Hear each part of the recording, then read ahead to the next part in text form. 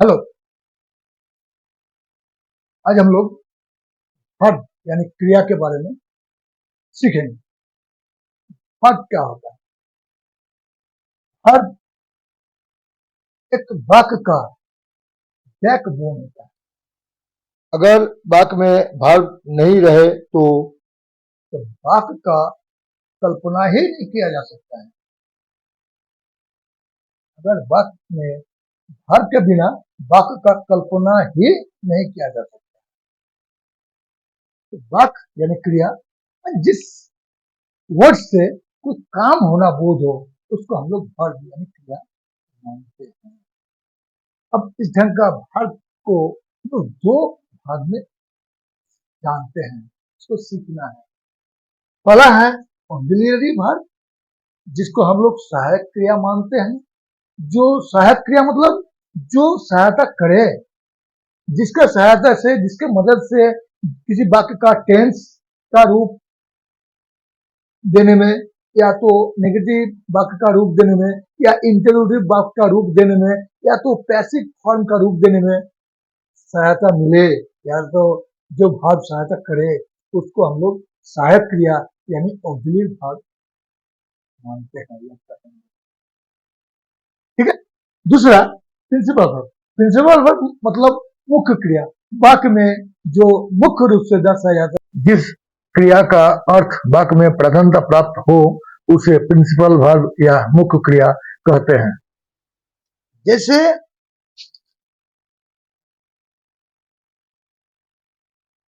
Karim is playing a ball. Karim is playing a ball, इसमें Karim subject है, is auxiliary verb है। देखिए is auxiliary verb हम दिखाए हैं, इज ऑक्सिलरी वर्ब है, और प्लेइंग ये आपका प्रिंसिपल वर्ब है। तो एक वाक्य में ऑक्सिलरी वर्ब प्रिंसिपल वर्ब दोनों रहता है। ऑक्सिलरी वर्ब इस वाक्य का टेंस को रूप देने में मदद करता है, इसलिए इसको सहायक क्रिया यानी ऑक्सिलरी कहते हैं, और इसका अर्थ ही वाक्य में प्रधानता प्राप्त है, इसीलिए इसको हम लोग मुख्य क्रिया यानी प्रिंसिपल वर्ब मानते हैं। और ये ए बॉल ऑब्जेक्ट है, तो इस ढंग से एक वाक्य में, इस वाक्य में ये आपका प्रिंसिपल वर्ब है, ये ऑक्सिलरी वर्ब है, ये आपका ऑक्सिलरी वर्ब है, और ये आपका प्रिंसिपल वर्ब है। ये आपको समझने के लिए मैंने एक सेंटेंस दे दी। प्रिंसिपल वर्ब के बारे में बाद में हम लोग सीखेंगे, थोड़ा जानकारी मैंने। अब हम लोग देख रहे हैं ऑक्सिलरी वर्ब क्या क्या होता है। ऑक्सिलरी वर्ब देखिए, डू डज प्रेजेंट इंडिफिनिट में रहता है, तथा डिड पास्ट इंडिफिनिट में रहता है। ये वर्ब 2 के साथ जुड़ा रहता है, ये वर्ब 1 के साथ जुड़ा रहता है, ये वर्ब 5 के साथ जुड़ा रहता है प्रेजेंट इंडिफिनिट टेंस में, और ये जो है डिड पास्ट इंडिफिनिट में वर्ब 2 के साथ जुड़ा रहता है, और शैल विल फ्यूचर इंडिफिनिट में शैल विल दोनों रहता है। Am are is present continuous में ऑक्सिलरी वर्ब के रूप में रहता है। was were पास्ट कंटिन्यूअस में ऑक्सिलरी वर्ब के रूप में रहता है। have has ये आपका प्रेजेंट परफेक्ट टेंस में रहता है, और had पास्ट परफेक्ट टेंस में रहता है, और may might can could should would ये टेंस के बाहर कुछ ऑक्सिलरी वर्ब्स 6 ऑक्सिलरी वर्ब्स हैं, और टेंस के अंदर 13 ऑक्सिलरी वर्ब्स हैं। टोटल 19 ऑक्सिलरी वर्ब्स होते हैं। वाक्य में कभी भी ये shall से लेके would तक, shall will am are is was were have has had may might can could should would, ये सब वाक्य में हर समय मौजूद रहता है, किसी भी हालत में ये मौजूद रहता है। अगर उस टेंस का हो तो वो रहेगा ही, लेकिन ये डू कभी वाक्य के सामने दिखता नहीं है, वर्ब 1 के साथ जुड़ा हुआ रहता है। जज कभी वाक्य में दिखता नहीं है, वर्ब 5 के साथ जुड़ा रहता है। डिड दिखता नहीं है, वर्ब 2 के साथ जुड़ा रहता है। ये वाइटल ऑक्सिलरी वर्ब है, जिस पर ज्यादा ध्यान देना जरूरी है, जिसमें विद्यार्थियों को बहुत तकलीफ होता है कि डू कहां से लाए, डज कहां से लाए, या डिड कहां से लाए, कैसे डिड कहां से पाए, और पाए तो कैसे पाए। मैंने कोई क्रिया से डू डज डिड को अलग करने का तरीका सीखेंगे, तो निकालने का तरीका सीखेंगे। फॉर्मूला, ये डू डज डिड को निकालना, इसको हम लोग निकालेंगे। कैसे निकालेंगे? जैसे भर वन नियम जो होता है, भर one is to verb one plus do होता है। भर one is to verb one plus do होता है, मैंने भर वन के साथ डू जुड़ा हुआ रहता है। ये आपका फॉर्मूला है। तो भर वन के साथ डू जुड़ा रहता है, तो go is equal to go plus do होगा, यानी गो और डू जुड़ के गो बनता है। Write is equal to write plus do होगा, यानी राइट प्लस डू जुड़ के राइट बनता है। उसी तरह make is equal to make plus do होगा, यानी मेक प्लस डू जुड़ के भी मेक बनता है। Tell is equal to tell plus do होता है, tell plus do is equal to tell होता है। ये आपको ये फॉर्मूला है। अगर ये फॉर्मूला सही है तो दूसरी तरफ देखते हैं, अगर डू जुड़ने से भर वन बनता है तो डू घटाने से क्या होगा, ये भी तो बात है। तो verb one minus do is equal to verb one होता है। जैसे गो माइनस डू तो भी गो ही होता है। Write minus do is equal to right. देखिए राइट से डू घटाने से भी राइट आता है। देखिए राइट से डू जुड़ने से भी राइट रहा, उसी तरह राइट से डू घटाने से भी राइट रहता है। मेक प्लस डू, देखिए make plus do is equal to make है, लेकिन मेक माइनस डू वो भी मेक है। अब टेल माइनस डू, देखिए tell plus do is equal to tell है, लेकिन tell minus do is equal to वो भी टेल ही होता है। इसको प्रूफ करने के लिए हमने ले लिया भर वन इजिकल टू थ्री। मान लीजिए, कुछ भी मान सकते हैं, 3 4 5 6 7 8 कुछ भी मान सकते हैं, हम 3 मान लीजिए, verb one is equal to three. Do is equal to ये, लेकिन आपको हिसाब ले लेना होगा, डू इजिकल टू जीरो। ये जीरो रहना इसीलिए जरूरी है क्योंकि यहाँ प्लस से भी जोड़ रहता है, माइनस से भी हो जाता है, इसलिए हम लोग डू को जीरो ही मानना बेहतर है। लेकिन ये संख्या कुछ भी ले सकते हैं। अब डू इजिकल टू जीरो, अब ये अगर मान ली हम लोग, तब इसको प्रूफ दोनों तरफ प्रूफ करके देख लेंगे। भर one is equal to verb one plus do होता है, तो भर वन का वैल्यू हम जानते हैं 3, देखिए भर वन इजिकल टू 3 बैठा दिए, और डू का वैल्यू 0 बैठा दिए, तो 3 प्लस 0 इजिकल टू 3 हो जाएगा। यानी 3 का वैल्यू क्या है, भर का 1 ही है। देखिए भर का 1 3 प्रूफ हो जाता है। अब इस लाइन को लेके चलते हैं, verb one minus do is equal to verb one, तो भर वन का वैल्यू आप जानते हैं 3 है, और माइनस डू जीरो माइनस करते हैं तो 3 से 0 घटाने से भी 3 होता है। तो एक प्रूफ हो गया कि अगर भर वन इजिकल टू 3 और डू इजिकल टू 0 मानते हैं तो verb one is equal to verb one plus do वो भी प्रूफ होता है, और verb one minus do is equal to verb one वो भी प्रूफ हो जाता है। विश्वास के साथ इसको सीख सकते हैं। अब हम लोग देखेंगे डच के बारे में कि डच भर के साथ कैसे जुड़ा रहता है और उसको भी घटाने से या जुड़ने से कैसे प्रूफ होता है, वो भी हम लोग सीखेंगे। देखेंगे हम लोग जैसे डच को निकालने का तरीका, जैसे भर 5 के साथ डच जुड़ा रहता है। कैसे जुड़ा रहता है, भर 1 प्लस 10 जुड़ने से भर 5 बनता है। तो गोज भर 5 है, तो गोज में क्या क्या है, गो प्लस डज जुड़ा हुआ है। राइट्स ये भर 5 है, तो इसमें क्या है, राइट्स प्लस डज जुड़ा हुआ है। नेक्स्ट भर 5 है, इसमें मेक प्लस डज जुड़ा हुआ है।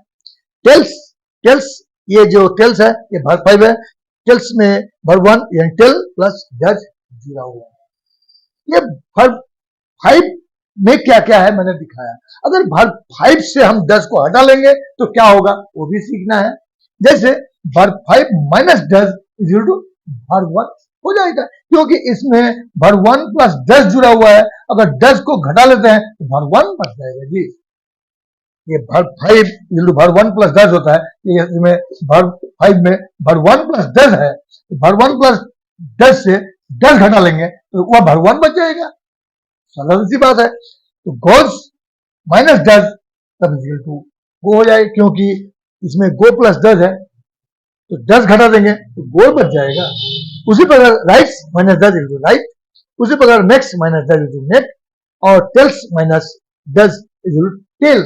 देखिए यहाँ पर एस सब में आया है, लेकिन यहाँ पर एस किसी में नहीं आया, यानी 10 घट गया तो टेल हट गया।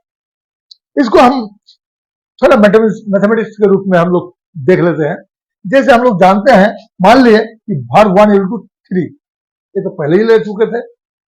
3, 4, 5, 6 कुछ भी ले सकते हैं, कोई उसके लिए कोई असुविधा नहीं है। अब 10 इजिकल टू कुछ मानना होगा। 10 इजिकल टू हम लोग मान लिए कि 1 है, 10 इजिकल टू 1 है। अगर 10 इजिकल टू 1 है, इस फॉर्मूला के लिए भी लागू होना चाहिए, इस फॉर्मूला के लिए भी लागू होना चाहिए, दोनों संतुलित रहना चाहिए। ये भी देखना जरूरी है। जैसे हम जानते हैं भर 5 इजिकल टू भर 1 प्लस 10, यानी भर 1 प्लस 10 इजिकल टू भर 5 है, तो भर 1 हम जानते हैं 3 है, और 10 इजिकल टू 1 है, तो भर 5 इजिकल टू क्या हो जाएगा, 4 हो जाएगा। अब हम लोग पाते हैं क्या, भर 5 इजिकल टू 4, भर 5 का वैल्यू हुआ 4, ठीक है। अब यहां पर हम लोग देखते हैं भर 5 माइनस 10 इजिकल टू भर 1, तो देखिए ये इस लाइन को देखिए, भर 5 माइनस 10 इजिकल टू भर 1, भर 5 से 10 घटा देंगे 1 हो जाना चाहिए, तो भर 5 का वैल्यू हम लोग जानते हैं 4, ले लिए 4, और 10 का वैल्यू हम जानते हैं 1, घटा दिए 1, तो 4 माइनस 1 इजिकल टू 3 आ जाता है। तो अब भर 1 का वैल्यू 3 होना चाहिए, ये जो प्रूफ हो गया भर 1 टू 3, एकदम प्रूफ है।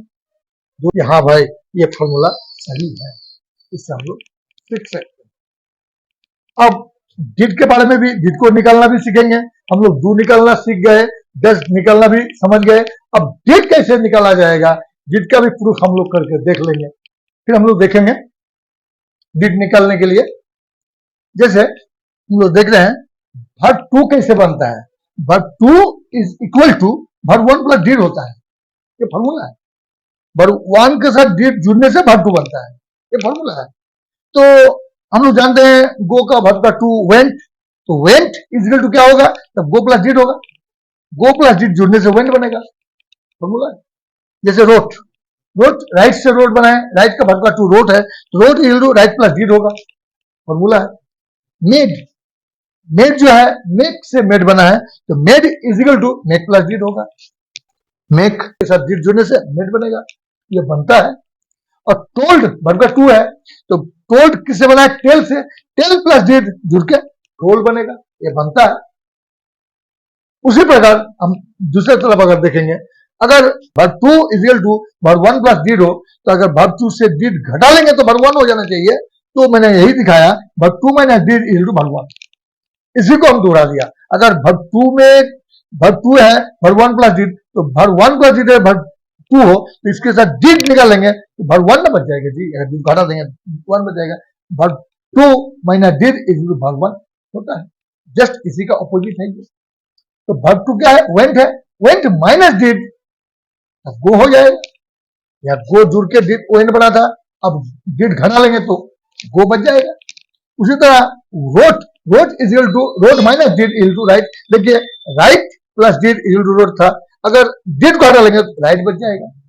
उसी तरह made minus did is equal to make, तो देखिए make plus did is equal to made बना, तो मेक प्लस डिड, तो डिड घटा देंगे तो मेक बच जाएगा, made minus did is equal to make हो गया। उसी तरह told minus did is equal to tell बन जाता है, एकदम प्रूफ है। अब इसको हम मैथमेटिक्स के तरफ भी ले जाते हैं, पर मैथमेटिक्स तरह हम लोग आप में देख लेंगे। भर 1 इजिकल टू 3 हम लोग मान चुके हैं, इसको अब कुछ भी मान सकते हैं। तो अब डिड को डिड इजिकल टू मैंने 2 मान लिया, तो ये फॉर्मूला है भर 2 भर 1 प्लस डिड इजिकल टू भर 2 होता है, तो भर 1 प्लस डिड इजिकल टू भर 2 होना चाहिए। तो भर 1 का वैल्यू हम ले लिए 3 बैठा दिए, और डिड का वैल्यू 2 बैठा दिए, तो 3 प्लस 2 इजिकल टू 5, यानी भर 2 का वैल्यू हम लोग 5 प्राप्त हुए हैं। यहाँ से इस फॉर्मूला के अनुसार हम लोग भर 2 का वैल्यू हम लोग पाते हैं 5, यानी 5। अब अगर ये सही है तो इस फॉर्मूला भी लागू करेंगे तो वही होना चाहिए। देख लेते हैं, भर 2 माइनस डिड इजिकल टू भर 1, भर 2 माइनस डिड इजिकल टू भर 1। अब भर 2 का वैल्यू हम लोग जानते हैं, भर 2 का वैल्यू 5 है, तो 5 ले लिए, और डिड का वैल्यू हम जानते हैं 2 है, 2 ले लिया, तो 5 माइनस 2 इजिकल टू 3, तो भर 1 वैल्यू 3, ये हम लोग का प्रूफ हुआ। ये जो प्रूफ हो गया भर 1 इजिकल टू 3, भर 1 इजिकल टू 3 है ना यार, तो प्रूफ हो गया, यानी ये नियम हम लोग का सही है। भरोसे के साथ इसको हम लोग सिर्फ याद करने से ही नहीं होगा, प्रूफ हम लोग कर चुके हैं कि भर 1 के साथ 2 जुड़ा रहता है, भर 5 के साथ 10 जुड़ा रहता है, भर 2 के साथ डिड जुड़ा रहता है, जो मैंने प्रूफ करके देख लिया। आसान है ये, प्योर मैथमेटिक्स की तरह है, श्योर है, इसमें कोई गलत होने का या नहीं समझ अच्छा लगता होगा, आप लोग समझ चुके होंगे। आज इतना ही।